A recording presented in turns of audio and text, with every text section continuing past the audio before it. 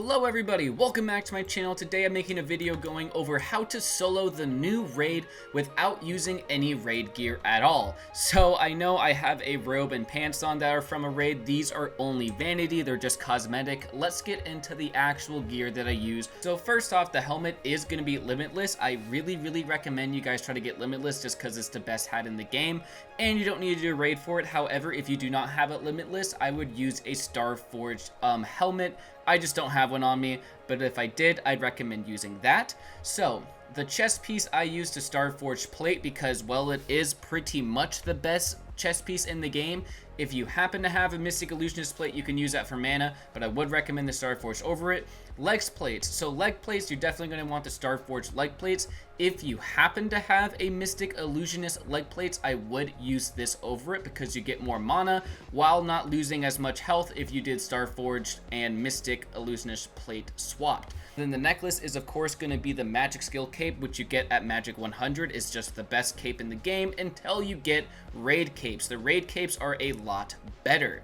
So the weapon that I use in there was gonna be the Phantom Scythe. So the Phantom Scythe is very hard to get, but its ability does a lot of damage and you don't need to do the raid to get it.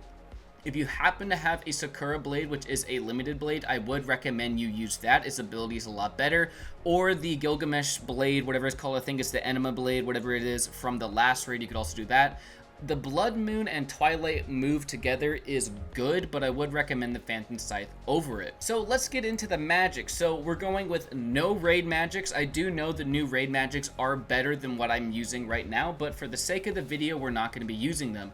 You're going to want Hero, Z, and Esper. In the Hero category, you're going to want to be using the Chain Destruction and then the Chains of Heaven. Then you're also going to want to be using Esper. Esper's Gravity Explosion does a ton of damage, and then you're also going to want to be using the 100% in your spec slot because it is pretty much how you kill every single boss in this raid. And then Z Magic I'm only using for its awesome dash. Its dash is the best in the game. Now, if you don't have Hero at all, you could probably get away with using Gravity Explosion, and then one of the moves from Z. And if you don't have a Game Pass and you only have Z and Esper, you can definitely get away with using Gravity Explosion 100%, and then probably either Spirit Bomb or Mega Buster, maybe Kamehameha. But do try to get Hero because Hero will make your life a lot easier. Let's get into the raid itself now. So the start of the raid, what's going to happen is basically you spawn on a boat and you're going to attack a bunch of other ships that are going to be in front of you, like what happens in the anime One Piece.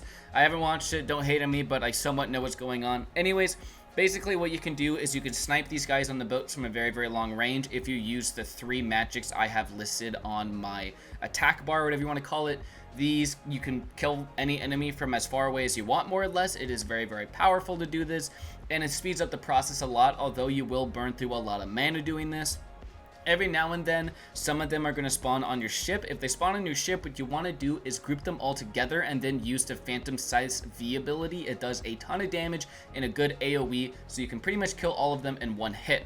So this section, there's really not much to say. You will just get through all of these boats until you get to the first boss fight. So at the start of the first boss fight, a giant battle arena opens up made of ice, and essentially a bunch of turrets, 3 on each side, the left and right, will spawn up on the castle wall. What you want to do first, in my opinion, is go to each of these walls and disable these turrets right away because it will make your life a lot easier. You get hit a lot less. Now, you can somewhat cheese this boss if you have Z Magic, because with Z Magic you can spam the dash in the sky and practically never die. So the strategy is, first off, you're going to need a lot of lobsters for this raid because you need to heal a lot. Basically what you do is you go into the boss's face, you spam the Spectre from Esper, the 100% move, the spec. You just spam that, you spam Z to heal lobsters, and you just do that until all your mana's gone. You should do like 1/4 the boss health, maybe a little less, maybe a little more. You should just do a ton of damage. And then after you use all of your mana, what I recommend you do is you get back in the sky and then you just start to spam around the dash again until you get your mana back up. Now, there is a technique you can do in order to regen mana faster. I don't know if this is a glitch or intended. It's probably a glitch. I'm just going to talk about it because I know someone's going to comment. You can always, if you're using vanity spam on and off, what's going to happen is here, I'm going to spam some magic attacks here so you guys can see. I am down a bunch of mana, as you can see. If I spam on and off, it's going to increase my mana a little bit faster than it would be if I just sat at on. If you don't have a vanity, you can just do it like this. Take play off, put play on, take play off, put play on. It's a little tedious, but it does help you get your mana up a little bit faster. You can do this while flying around the sky. Basically, the strategy for this entire raid that I have found very safe if you are alone without the best gear in the game is just to fly around the sky until you have about 1,000 mana or maybe less. Go down, spam your Spectre, do a ton of damage, rinse and repeat, rinse and repeat. Eventually you will kill the ice boss or whatever his name is. I haven't watched the anime, so I apologize, and I can't remember it off the top of my head. So now the second boss has spawned in. This is the fire dude. So for this dude, 3 more turrets on both the left and right castle walls are going to spawn in. I recommend you do the same thing. Take out the turrets before you take out the boss, and then the strategy is going to be the exact same. Go in his face, spam your spec as much as you can, do every single hit a spec possible with as much mana as you got, spam lobsters to heal, go up, fly around the sky to recharge mana. It's up to you if you want to do that thing where you take gear off and on. You don't have to do that. It does regen plenty fast if you just sit and wait. Just fly around the sky until you have enough mana, attack him again, rinse and repeat, rinse and repeat. Eventually he will die. So you're gonna do this again for the third boss. So this one is, in my opinion, kind of the most annoying one, not for the boss, but for the second half. So what he can do is sometimes teleport onto you and grab you, and if he does this, you are unable to move for a short period of time. Since he teleports to you and latches onto you, this can sometimes be very annoying if you're trying to fly around and regain your mana and your health, so do watch out for that. But in reality, it is the same strategy. Make sure you fight the boss in the big ice area because it has the most room to get away. But you're going to do the same thing, fly into his face, use your spec, use lobsters to heal up, and then rinse and repeat until he is dead. The annoying part is you have to kill all the mobs as well. Now, all the mobs are going to be on the upper level of the castle, just spread out all over the place. They can be a little annoying to kill just to find them all. They're not hard to kill, it's just sometimes they can be in very annoying places. So you're going to kill all the mobs, and then the final boss, Blackbeard, will spawn in. So Blackbeard isn't very difficult at all, he's just very time consuming. The very best strategy for this is to fly around the room with Z-dash in the sky, heal your mana, heal your health, go down in his face, rinse and repeat. Spam the 100% Esper, and then use lobsters as much as you need to, then fly back up.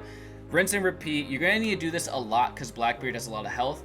And if you just follow that simple strategy of flying around in the sky and spamming your Esper spec whenever you can, you will have no problem killing Blackbeard and any boss in this raid.